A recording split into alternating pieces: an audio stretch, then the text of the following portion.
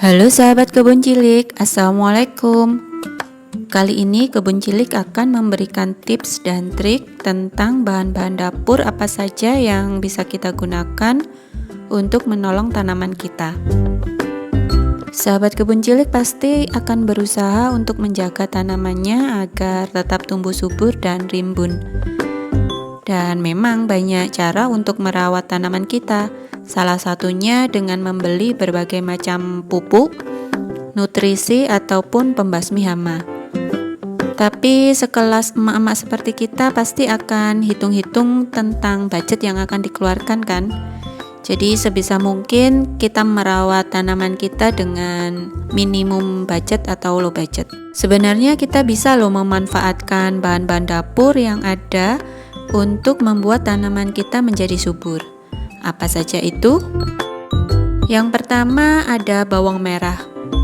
Bawang merah bisa kita manfaatkan untuk diambil ekstraknya sebagai ZPT alami untuk membantu pertumbuhan tanaman kita agar lebih maksimal lagi. Nah, cara untuk mengambil ekstrak bawang merah dan cara pengaplikasiannya bisa dilihat di video kebun cilik di episode yang ini ya. Yang kedua ada bawang putih. Bawang putih merupakan salah satu pestisida alami yang sangat praktis, ekonomis, dan tidak beracun. Bawang putih memiliki sifat fungisida alami dan pestisida alami yang bekerja secara efektif untuk mengendalikan hama. Yang ketiga ada garam Inggris. Garam Inggris ternyata punya manfaat yang bagus untuk tanaman kita karena bahan dapur ini bisa digunakan untuk mempercepat pembungaan pada tanaman. Jadi cocok diaplikasikan ke tanaman hias kita yang ada bunganya ya. Atau untuk sayuran seperti tomat, cabai, timun, dan lain-lain. Yang keempat ada micin. Siapa sih yang tidak memakai micin ya? Jadi kebanyakan di dapur kita nih pasti mempunyai micin untuk digunakan sebagai bumbu penyedap makanan kita sehari-hari.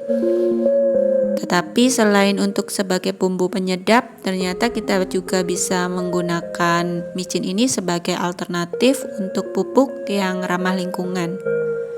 Jadi micin yang berbentuk kristal ini jika dilarutkan ke dalam air, dia tidak akan mengubah warna tanah sama sekali, jadi benar-benar ramah lingkungan ya.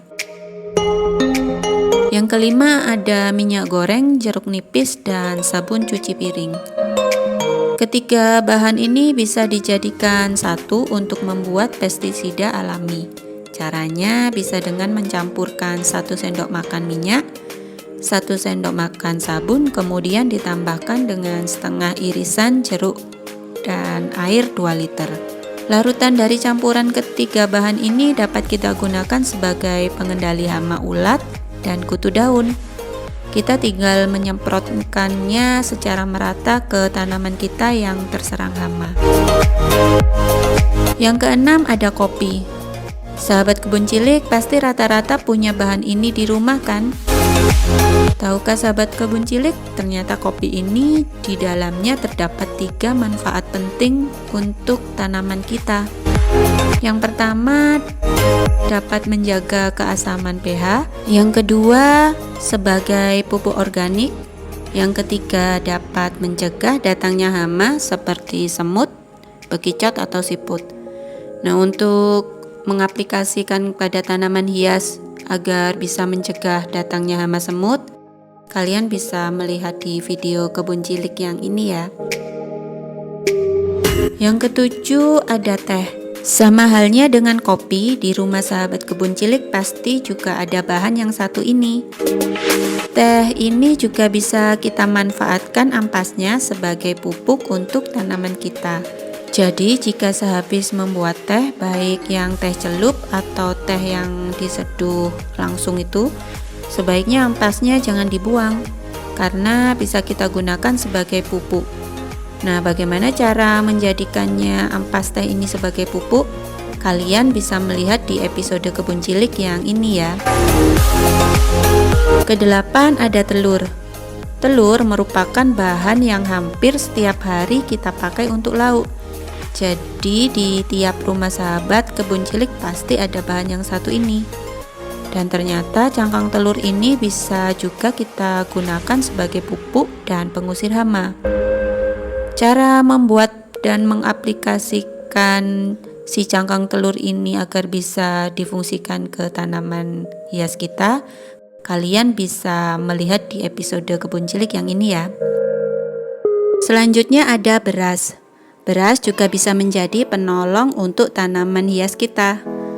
Bukan langsung dari beras seperti ini, melainkan dari hasil cucian beras yang kita masak setiap hari. Ketika kita mau memasak nasi, berasnya kan harus dicuci.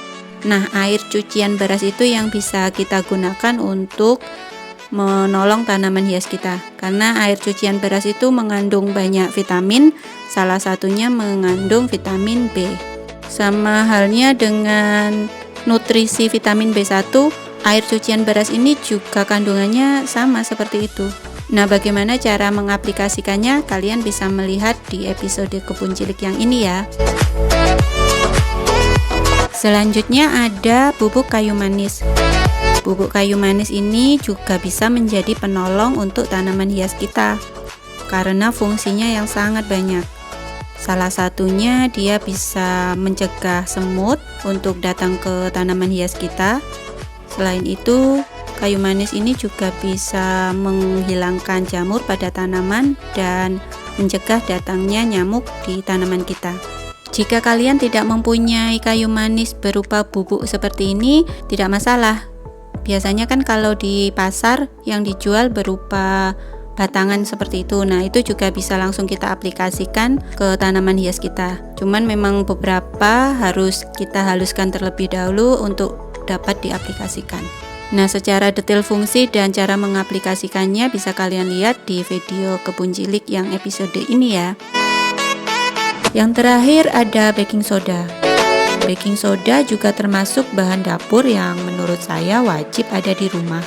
Apalagi jika kita pecinta ayam goreng crispy dan kue. Nah, ternyata bahan dapur yang satu ini juga sangat bermanfaat untuk tanaman kita loh. Baking soda bisa digunakan untuk mencegah jamur pada tumbuhan.